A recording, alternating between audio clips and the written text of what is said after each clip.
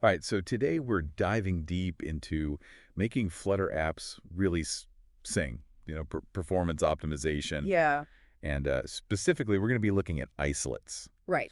Our guide for this deep dive is a Medium article Okay. by Gideon Salami, and it's called Advanced Flutter, Leveraging Isolate for Performance Optimization.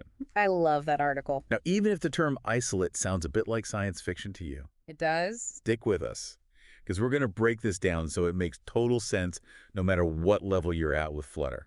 Absolutely. What Gideon does so well in that article is really lay out how isolates play a critical role in the Flutter ecosystem. Yeah, He doesn't just tell you what they are, but how important they are. yeah. And to make sure that we're all on the same page, Right. let's imagine that your app is a bustling city Okay, I like and this. you've got all these tasks, Right. data's flowing, processes are running, users are interacting Going on. in a single threaded environment.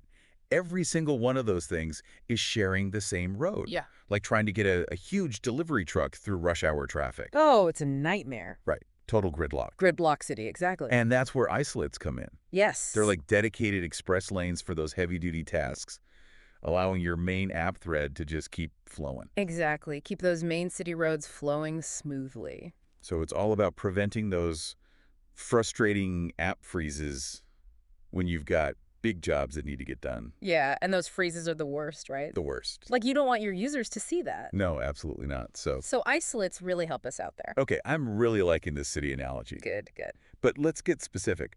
What are isolates in the Flutter world? So at their core, isolates are independent threads of execution. Think of them as separate workers. Okay. Each one has their own set of instructions, resources, All right. and crucially, they don't share memory with the main app thread.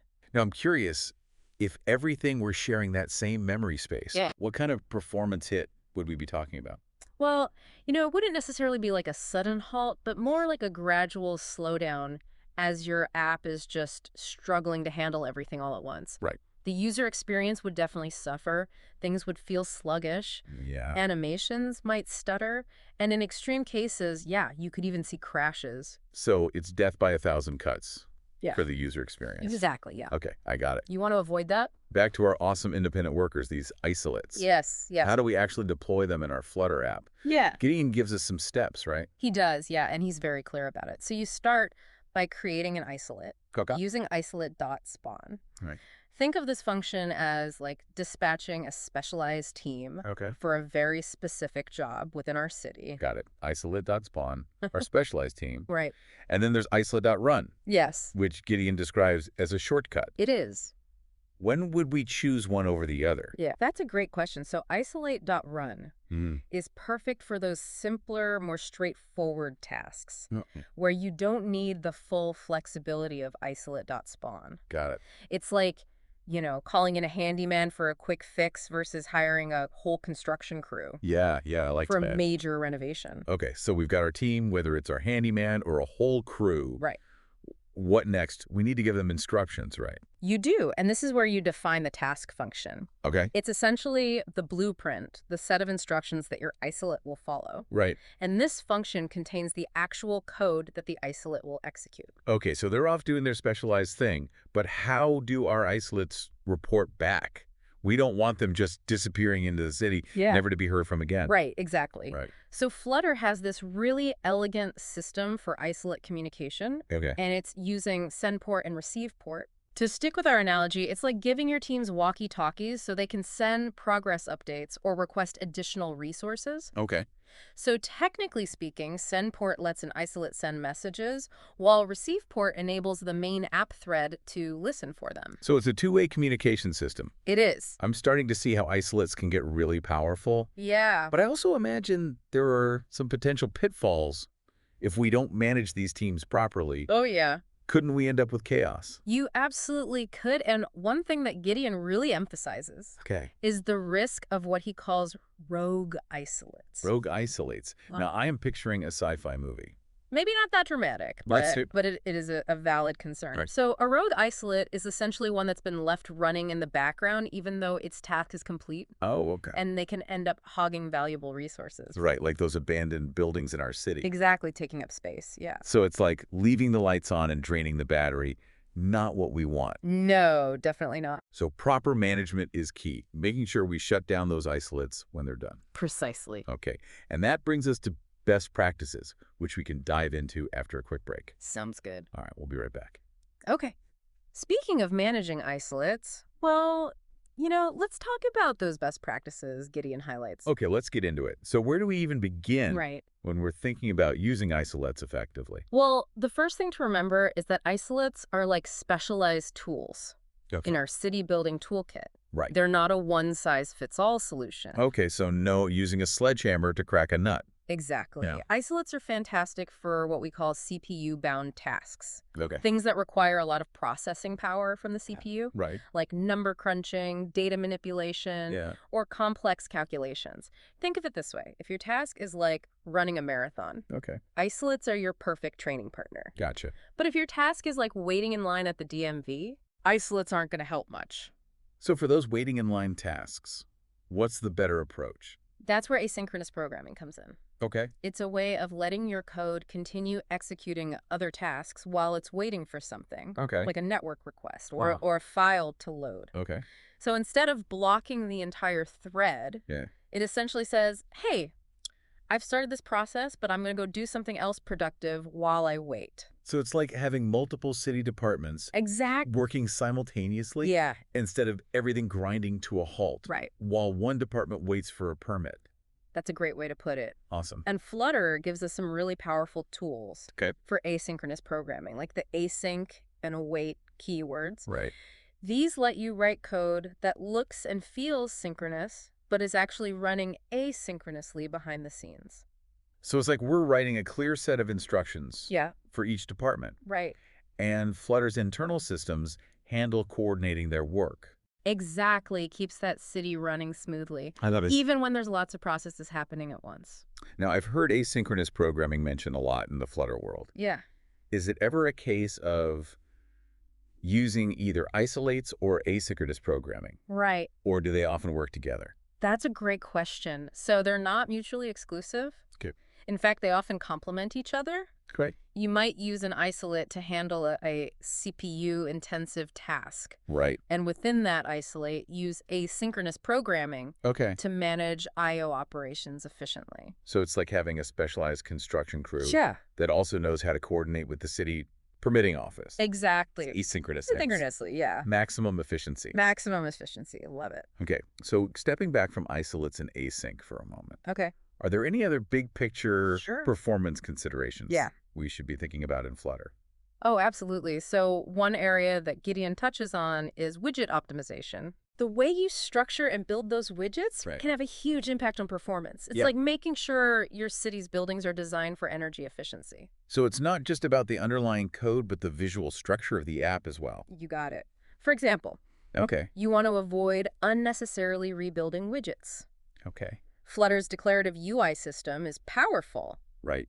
but it can lead to performance issues if you're not careful. Right. I can see how constantly tearing down and rebuilding structures in our city would be a huge waste of resources. Exactly, you don't want to do that. No. So techniques like Yeah. using the const keyword, leveraging the key property Okay. to optimize widget updates, All right. and employing state management solutions Right. can all help us avoid that unnecessary reconstruction. Okay. State management, that's another one of those terms that comes up a lot. It does. In Flutter, can you give us the quick rundown Yeah. on what it is and why it matters for performance? Absolutely. So essentially, state management is about organizing and controlling the data that drives your app's UI.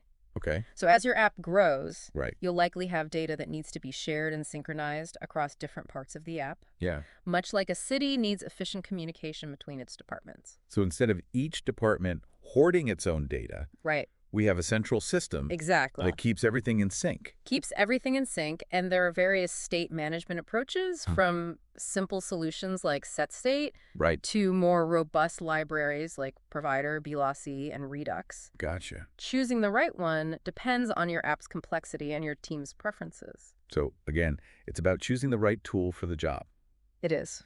whether that's a simple memo Right. or a sophisticated citywide communication network. Exactly. I like it. Now, beyond widgets and state management, Okay. there's another crucial aspect of keeping our app city running smoothly, All right. What's that? and that is memory management. Memory management? Ah, yes, we can't just keep building without ever taking out the trash. You got it. While Flutter has a garbage collector that helps with memory cleanup, Right. we still need to be mindful Right. of how we're using memory. Yeah. One thing to be really careful about is avoiding memory leaks. Memory leaks, tell me more.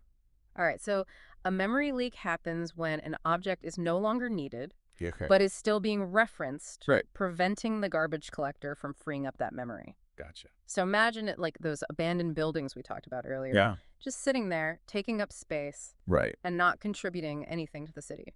That's a great analogy. So how do we prevent these memory leaks from happening in our code? So there are several techniques. One is using weak references, Okay. which allow objects to be garbage collected even if they're still referenced somewhere. Right. Another is properly disposing of resources when you're done with them, Right. like closing files Yeah. or releasing network connections. And of course, there are profiling tools that can help us track down and eliminate those memory leaks.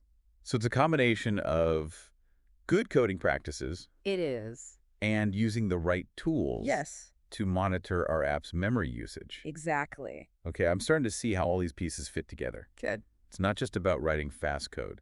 It's about managing resources efficiently, Yeah, just like a well-run city. I like that. What else should we be aware of? There's a lot more we could discuss, but one final point I want to emphasize is the importance of debugging isolates. Okay, let's dive into that. Okay. What makes debugging isolates so challenging? Yeah. And what are some strategies we can use to make it easier? Well, the challenge is that isolates are like those independent city departments again. Right. They're running in their own separate spaces. Okay. So it's not always easy to see what's going on inside them. Yeah. One of the most effective techniques is using logging. Logging. So it's like having each department Yes. keep detailed records of their activities, which we can then review Right. to understand what's happening. You got it. By adding logging statements Yeah. within your isolate code, Okay. you can track the flow of data, see what functions are being called, Right. and spot any potential errors or bottlenecks. Gotcha. It's like having a surveillance system in place I like that. so we can keep an eye on things. That makes a lot of sense. What other debugging tools or techniques should we have in our arsenal? Another incredibly valuable tool is the Flutter Dev Tools, Okay. which is like having a central control center for our app city. Okay. Tell me more about these dev tools. What kind of superpowers do they give us? So within the dev tools, you can inspect the state of your isolates, Okay. view their memory usage, track their execution time, Yeah. and even step through their code line by line. Wow. It's like having X-ray vision and the ability to slow down time That's okay. to really see what's going on. Wow, the dev tools sound incredibly powerful. I'm already feeling more confident about tackling isolates, knowing that we have these tools Yeah, they're great. to help us debug and optimize them. They are. Any other words of wisdom before we move on? Just remember that debugging isolates is a skill that develops over time. Well, Don't be discouraged if you run into challenges. right. Use those logs, Right. embrace the dev tools, Yeah. and you'll gradually become more comfortable navigating the world of isolate. Great advice. It's like learning the ins and outs of a new city. It takes time and exploration. It does. But eventually, you become a pro at navigating its streets. You do. All right, so as we wrap up our deep dive into Flutter performance optimization, I'm curious about something Gideon mentioned towards the end of his article. Okay. He briefly touches on this thing called compute. Ah, yes, compute. Is it like a shortcut Yeah. for working with isolates, or is it something completely different? You could think of it as a shortcut or maybe a more specialized tool Okay. for a specific type of job, in our city building analogy. Right. It's a function provided by Flutter, but that simplifies the whole process of using isolates for computationally intensive tasks. So it's like having a prefab construction module that Yeah. we can just drop into our city That's a great way to visualize it. when we need to add some serious processing power. Yeah, compute takes care of all the behind-the-scenes work of setting up and managing the isolate so you can focus on the actual code Right. that needs to be executed. That sounds incredibly convenient. It is. Are there any limitations or gotchas we should be aware of when using compute? There are a couple of things to keep in mind. Okay. First, compute is designed for functions that are static or top-level. Okay. They can't access instance variables or methods of a class. Gotcha. It's like having a specialized construction crew that's really good at assembling prefabricated units. Right. but they might not be the best choice for custom work that requires on-site adjustments. So it's best for those self-contained tasks that have a clear input and output, Exactly. like those mathematical wizards we talked about earlier. I like those guys. Yes. Second compute is most efficient for tasks that have a defined endpoint. Okay. You send some data to be processed and you get a result back. Right. It's not as well suited for tasks that involve ongoing communication or state updates. Right. It's like sending a construction team to build a bridge. Okay. They have a clear blueprint, they go off and build it, and then they're done. That makes perfect sense. Yeah. So compute, great for those fire and forget computational jobs, Exactly. but maybe not the best fit for everything. Right. And while compute can be incredibly helpful Yeah. for streamlining your code, Okay. it's not always the most performant option. Right. Sometimes manually managing your isolates, using isolate.spawn, can give you more fine-grained control Okay. and optimization opportunities. So it's a trade-off between convenience and potential performance gains. Exactly. I'm starting to appreciate the depth and nuance of performance optimization in Flutter. Yeah, it's a fascinating area. It is. There's always something new to learn. Speaking of learning and exploring, we've covered a lot of ground in this deep dive. We have. As we wrap up, Right. what are your key takeaways Okay. or words of wisdom for Yeah. our listeners as they embark on their own Flutter performance optimization journeys? My biggest piece of advice would be to approach performance optimization as an ongoing process Okay. of discovery and refinement. Right. Don't try to do everything at once. Okay. Start by identifying the bottlenecks in your app using profiling tools and techniques. So it's like having a city inspector come in and identify areas where we can improve efficiency. Precisely. Yes. Once you've identified the bottlenecks, focus on addressing them one by one, Okay. measuring your results along the way. Right. Even small optimizations can add up to significant improvements over time. That's a great reminder. It's a marathon, not a sprint. Exactly. And don't be afraid to experiment. Yes. Try different techniques. Okay. See what works best for your specific app and use cases. The journey of continuous improvement is what makes software development so rewarding. Well said. It's like being an urban planner, It is. constantly looking for ways to make our city a better place to live and work. Absolutely. It's been a pleasure sharing this exploration of Flutter performance optimization Likewise. with you and our listeners. It's been fun. I've learned so much today about isolates, Yeah. asynchronous programming, Right. widget optimization, state management, memory management. It's a lot. It's amazing how much goes into creating a truly smooth It is. and responsive app experience. And you know, a smooth, responsive app is a delightful app. Yes, By mastering these techniques, you can create Flutter experiences that truly shine. that's a great note to end on. It is. So until next time, keep those apps running smoothly and happy coding. Happy coding.